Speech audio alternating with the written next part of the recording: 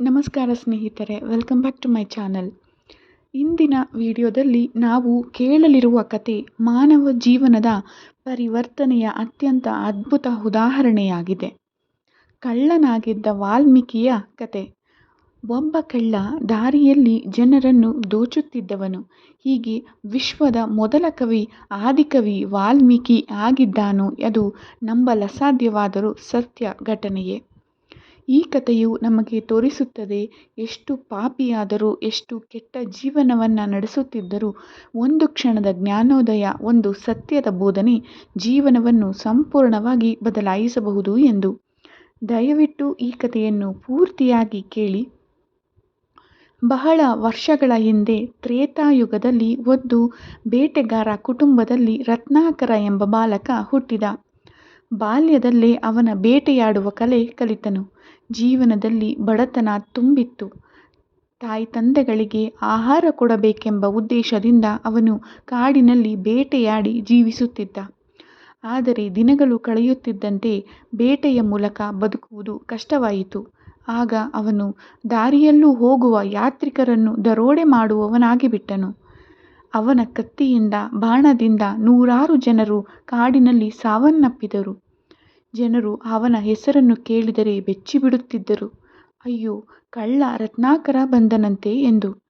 ಅವನ ಪತ್ನಿ, ಮಕ್ಕಳು, ಪೋಷಕರು ಎಲ್ಲರ ಜೀವನ ಅವನ ಕಳ್ಳತನದಿಂದಲೇ ನಡೆಯುತ್ತಿತ್ತು.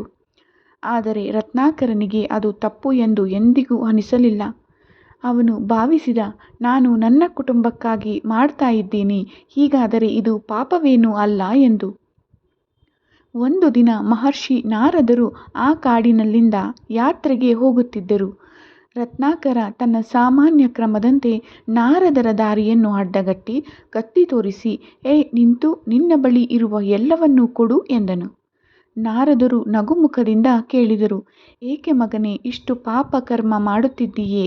ನೀನು ಯಾಕೆ ಜನರನ್ನು ಹಿಂಸಿಸುತ್ತಿದ್ದೀಯಾ ಎಂದು. ರತ್ನಾಕರನು ನಕ್ಕು ಉತ್ತರಿಸಿದ, ನಾನು ನನ್ನ ಕುಟುಂಬಕ್ಕಾಗಿ ಮಾಡುತ್ತಾ ಇದ್ದೀನಿ ಸ್ವಾಮಿ, ಅವರಿಗಾಗಿಯೇ ಎಲ್ಲ ಪಾಪಕರ್ಮ.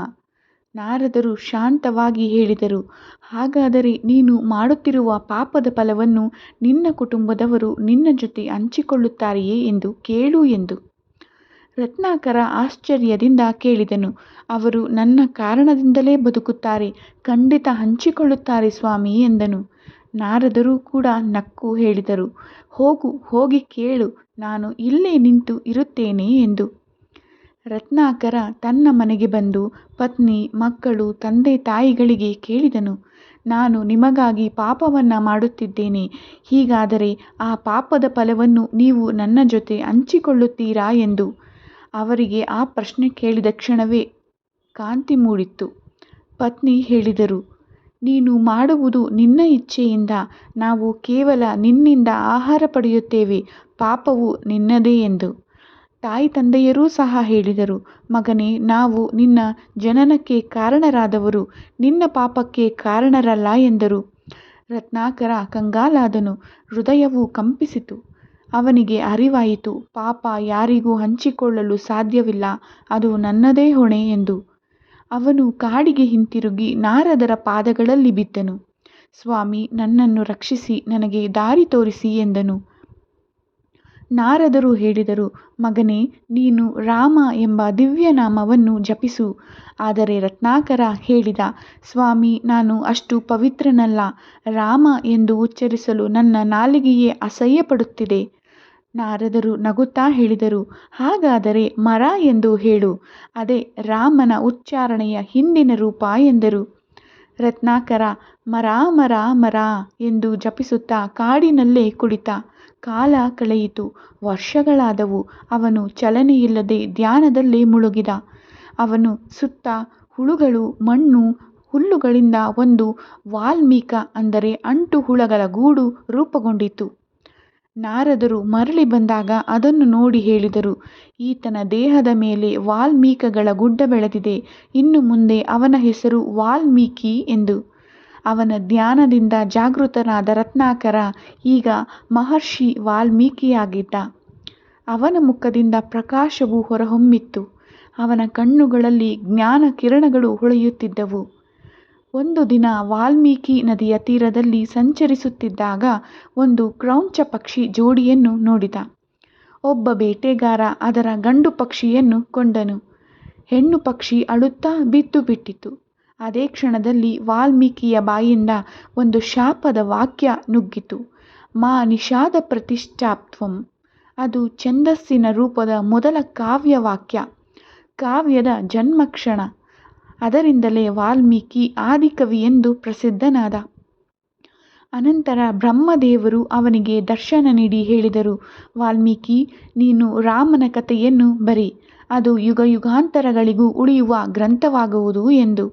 ವಾಲ್ಮೀಕಿಯು ತನ್ನ ಶಿಷ್ಯರಾದ ಲವ ಮತ್ತು ಕುಶರಿಗೆ ಜೊತೆಗೂಡಿ ರಾಮಾಯಣವನ್ನು ರಚಿಸಿದರು. 24,000 ಶ್ಲೋಕಗಳಲ್ಲಿ ರಾಮನ ಜೀವನದ ಸತ್ಯ, ಧರ್ಮ, ಪ್ರೇಮ, ತ್ಯಾಗ ಎಲ್ಲವನ್ನೂ ಚಿತ್ರಿಸಿದರು. ಒಬ್ಬ ಕಳ್ಳ, ಪಾಪಿ, ಅರಣ್ಯದ ಭಯಾನಕ ದರೋಡೆಕೋರ, ಅವನೇ ಜಗತ್ತಿನ ಮೊದಲ ಕವಿ, ಧರ್ಮದ ಮಾರ್ಗದ ದೀಪವಾಗಿ ಹೊಳೆಯುವ ಮಹರ್ಷಿ ವಾಲ್ಮೀಕಿ. ಪಾಪಿಯಾದರೂ ಪರಿವರ್ತನೆ ಸಾಧ್ಯ, ಹೃದಯ ಶುದ್ಧವಾದರೆ ದೇವರು ದಾರಿಯನ್ನೇ ತೋರಿಸುತ್ತಾನೆ ಎಂದು ಈ ಕಥೆಯು ಹೇಳುತ್ತದೆ. ಈ ಕಥೆಯನ್ನು ಇನ್ನೊಂದು ರೀತಿಯಲ್ಲಿ ಹೇಳುವುದಾದರೆ ಹೀಗಿದೆ. ರಾಮಾಯಣದಂತಹ ಮಹಾಕಾವ್ಯವನ್ನು ರಚಿಸಿದ ಮಹರ್ಷಿ ವಾಲ್ಮೀಕಿಯ ಮೂಲ ಹೆಸರು ರತ್ನಾಕರ. ಹುಟ್ಟಿನಿಂದ ಉತ್ತಮನೇ ಆಗಿದ್ದರೂ ಬೆಳೆದು ಯುವಕನಾದ ಮೇಲೆ ತಪ್ಪು ದಾರಿ ಹಿಡಿಯುತ್ತಾರೆ. ಬಾಲ್ಯದಲ್ಲಿ ರತ್ನಾಕರನನ್ನು ಬಿಲಾನಿ ದ್ವಾರದಲ್ಲಿ ಅಪಹರಿಸಲಾಯಿತು. ಈ ಕಾರಣದಿಂದಾಗಿ ಅವರು ಬಿಲ್ಲ ಸಮಾಜದಲ್ಲಿ ಒಬ್ಬರಾಗಿ ಬೆಳೆದರು. ಬಿಲ್ಲ ಕುಟುಂಬದ ಜನರು ಆ ಸಮಯದಲ್ಲಿ ಕಾಡಿನ ಜನರನ್ನು ಲೂಟಿ ಮಾಡುತ್ತಿದ್ದರು. ಬಿಲ್ಲ ಜನರ ವರ್ತನೆಯಿಂದ ಪ್ರಭಾವಿತರಾದ ರತ್ನಾಕರನು ಕೂಡ ದರೋಡೆ, ಲೂಟಿಯಲ್ಲಿ ತನ್ನನ್ನು ಸಕ್ರಿಯಗೊಳಿಸಿಕೊಂಡನು. ಕಳ್ಳರು, ದುರ್ಜನರ ಸಹವಾಸವನ್ನು ಮಾಡಿ ದುರ್ಮಾರ್ಗದಲ್ಲಿ ನಡೆಯುವ ಅವನಿಗೆ ನಾರದರು ಮಂತ್ರೋಪದೇಶ ಮಾಡುತ್ತಾರೆ. ರತ್ನಾಕರನು ಅದನ್ನು ಧ್ಯಾನಿಸುತ್ತಾ ನಿಶ್ಚಲನಾಗಿ ಏಕಾಗ್ರಚಿತ್ತರಾಗಿ ಹಲವು ವರ್ಷ ಕಳೆಯುತ್ತಾರೆ. ಆಗ ಅವನ ಸುತ್ತ ಹುತ್ತವೊಂದು ಬೆಳೆಯುತ್ತದೆ. ಸ್ವಲ್ಪ ಸಮಯದ ನಂತರ ಆ ಹುತ್ತ ಜನರ ಕಣ್ಣಿಗೆ ಬೀಳುತ್ತದೆ. ಹುತ್ತ ಅಂದರೆ ಸಂಸ್ಕೃತದಲ್ಲಿ ವಾಲ್ಮೀಕದಲ್ಲಿ ಹುಟ್ಟಿದ ಕಾರಣಕ್ಕೆ ಅವರಿಗೆ ವಾಲ್ಮೀಕಿ ಎಂಬ ಹೆಸರು ಬಂದಿತು. ಒಂದು ದಿನ ವಾಲ್ಮೀಕಿ ನದಿಯ ದಡದಲ್ಲಿ ಒಂದು ಜೋಡಿ ಕ್ರೌಂಚ ಪಕ್ಷಿಗಳನ್ನು ನೋಡುತ್ತಿದ್ದಾಗ ಬೇಟೆಗಾರನು ಆ ಜೋಡಿ ಕ್ರೌಂಚ ಪಕ್ಷಿಗಳನ್ನು ಬಾಣದಿಂದ ಕೊಂದನು. ಇದರಿಂದ ವಾಲ್ಮೀಕಿಯು ಸಾಕಷ್ಟು ವಿಚಲಿತನಾದನು ಮತ್ತು ಬೇಟೆಗಾರನಿಗೆ ಪ್ರೀತಿಯಲ್ಲಿ ಭಾಗಿಯಾದ ಹಕ್ಕಿಯನ್ನು ಕೊಂದ ದುಷ್ಟನಿಗೆ ಎಂದಿಗೂ ಪ್ರೀತಿ ಸಿಗದಿರಲಿ ಎಂದು ಶಾಪವನ್ನು ನೀಡುತ್ತಾನೆ. ಶಪಿಸಿದ ನಂತರ ವಾಲ್ಮೀಕಿಗೆ ತನ್ನ ಬಾಯಿಂದ ಯಾವ ಪದಗಳು ಹೊರಬಂದವು ಎನ್ನುವುದೇ ಅರಿವಿಗೆ ಬರಲಿಲ್ಲ. ನಾನು ಯಾವ ಪದದಿಂದ ಬೇಟೆಗಾರನನ್ನು ಶಪಿಸಿದೆ ಎಂದು ಚಿಂತಿಸುತ್ತಾ ಕುಳಿತಿರುವಾಗ ನಾರದ ಮುನಿಗಳು ಪ್ರತ್ಯಕ್ಷರಾಗಿ ಆತನ ಚಿಂತೆಯನ್ನು ದೂರಾಗಿಸಿದರು. ಇದು ನಿಮ್ಮ ಮೊದಲ ಪದ್ಯ. ಈಗ ನೀವು ರಾಮಾಯಣದಂತಹ ಮಹಾಕಾವ್ಯವನ್ನು ರಚಿಸುವಿರಿ ಎಂದು ನಾರದ ಮುನಿಗಳು ಹೇಳಿದರು. ಇದರ ನಂತರ 24,000 ಶ್ಲೋಕಗಳು ಮತ್ತು 7 ಕಾಂಡಗಳ ಒಳಗೊಂಡ ರಾಮಾಯಣವನ್ನು ಸಂಯೋಜಿಸಿ ಮಹರ್ಷಿ ವಾಲ್ಮೀಕಿ ಎನಿಸಿಕೊಂಡವರು. ಆಶ್ವಯುಜ ಮಾಸದ ಪೌರ್ಣಮಿಯಂದು ವಾಲ್ಮೀಕಿ ಜಯಂತಿಯನ್ನು ಆಚರಿಸಲಾಗುತ್ತದೆ. ಒಬ್ಬ ಕಳ್ಳ, ಪಾಪಿ, ಅರಣ್ಯದ ಭಯಾನಕ ದರೋಡೆಕೋರ, ಅವನೇ ಜಗತ್ತಿನ ಮೊದಲ ಕವಿ, ಧರ್ಮದ ಮಾರ್ಗದ ದೀಪವಾಗಿ ಹೊಳೆಯುವ ಮಹರ್ಷಿ ವಾಲ್ಮೀಕಿ. ಈ ಕಥೆಗೆ ನಮಗೆ ಹೇಳುವ ಪಾಠವೇನೆಂದರೆ, ಪಾಪಿಯಾದರೂ ಪರಿವರ್ತನೆ ಸಾಧ್ಯ, ಹೃದಯ ಶುದ್ಧವಾದರೆ ದೇವರು ದಾರಿಯನ್ನೇ ತೋರಿಸುತ್ತಾನೆ ಎಂದು. ಶ್ರೀರಾಮಾಯಣವನ್ನು ಬರೆದವರು ಯಾರೆಂದು ತಿಳಿದಿದೆಯಲ್ಲವೇ? ಶ್ರೀ ವಾಲ್ಮೀಕಿಯವರು. ದಯವಿಟ್ಟು ಈ ವಿಡಿಯೋವನ್ನು ನಿಮ್ಮ ಮಕ್ಕಳಿಗೂ ತೋರಿಸಿ ಶೇರ್ ಮಾಡಿ ಅಂತ ಕೇಳ್ಕೊಳ್ತೀನಿ. ಧನ್ಯವಾದಗಳು.